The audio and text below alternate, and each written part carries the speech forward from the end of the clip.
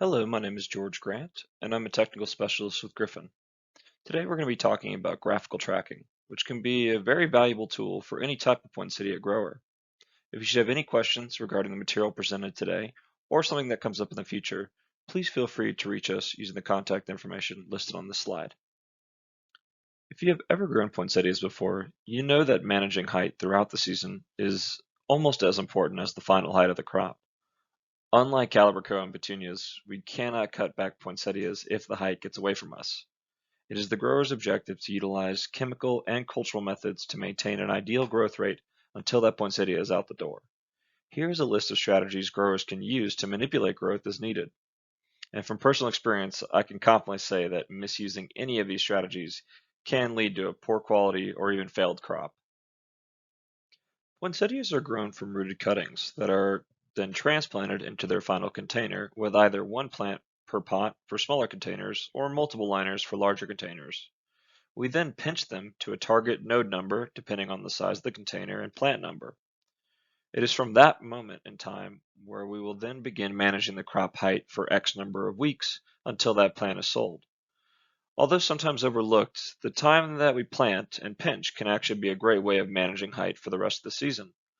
Ultimately, if we plant and pinch further away from our target sell date, that plant has more weeks to grow vegetatively before they initiate.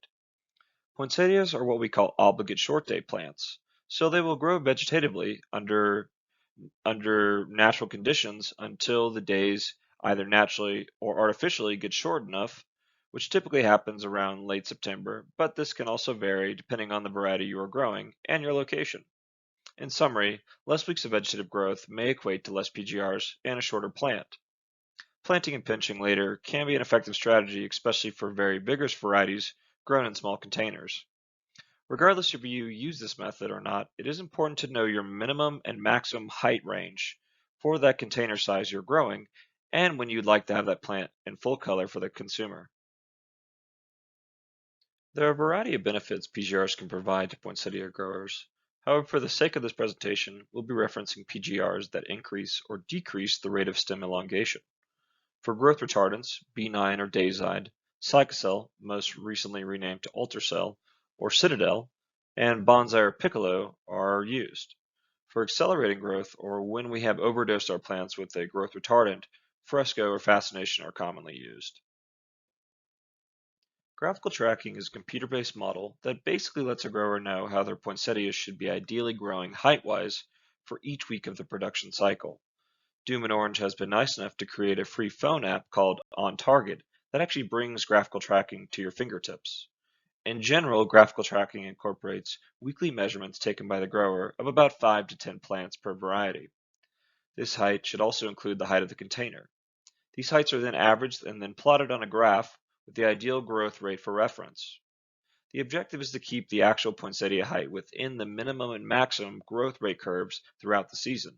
However, oftentimes we are having to apply PGRs to either slow down or speed up growth in order to get our plants back on track within these parameters. We'll now take you through several graphical tracking scenarios. For each of these scenarios, we have poinsettias in a 6.5-inch azalea container with one pinch plant per pot. Here we can see that the plant was pinched around August 26th, and thus that is where the height measurements began. Please note, for scenarios where you are growing unpinched plants, the height measurements should begin once that plant has been planted. This is a moderate vigor variety that has begun to quickly stretch in early September. Two B9 plus Ultracell foliar applications were needed about 10 days apart from each other to reduce growth rate enough to have this plant back on track by the beginning of October. This grower also used a bonsai drench later in the season to prevent that plant from growing above the maximum height curve. Ultimately, this plant ended up on the large side, but we met our target final height range. This is a somewhat ideal scenario, where a choice in a low vigor variety led to only one PGR application being needed. And perhaps even without that single B9 Ultracell foliar application, the plant would have finished perfectly. This is a good example of where balancing plant genetics and container size can greatly impact our need for PGR usage. This is an opposite scenario where we are growing a high vigor variety in a small container. A total number of 7 PGR applications were needed here, including a combination of foliar sprays and substrate drenches. Although they ended up in the height parameters, From a cost standpoint alone, this does not make sense. This graph does tell an interesting story, though. We can see how certain PGR applications had more of an impact than others. And why is this? Well, it could be a combination of PGR concentration applied, along with the environment that the plant was exposed to, such as excessively high temperatures. When reflecting on this scenario, the grower could determine that the variety choice does not fit well with the container size, or perhaps they could plant or pinch later to reduce the total number of weeks of vegetative growth. And finally, this scenario is what we would call a crop failure.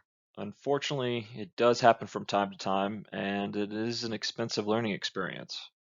Similar to scenario 3, a high vigor variety was grown in a small container. To add fuel to the fire, the PGR concentrations applied early on were not enough to ever slow the momentum of this plant. The grower was never able to stop the growth long enough to get it back on track, and ultimately the crop was lost midway through the season. As you can see, graphical tracking each week can help prevent this sort of disaster. In this situation, the plant became so large that it actually decreased in height because it succumbed to the weight of the flowers. Poinsettias can be surprisingly vigorous, very quickly under the right conditions.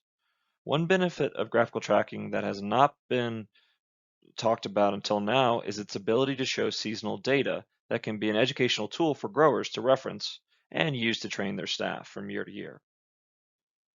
Thank you for joining us today. Hopefully you now feel more comfortable utilizing graphical tracking as an effective tool to manage your poinsettia crop. If you should have any questions related to the presentation, or if anything comes up throughout the season, please reach out to GGS Pro using the contact information listed here. Also, we greatly appreciate any feedback or ideas you may have for future educational videos. Thank you.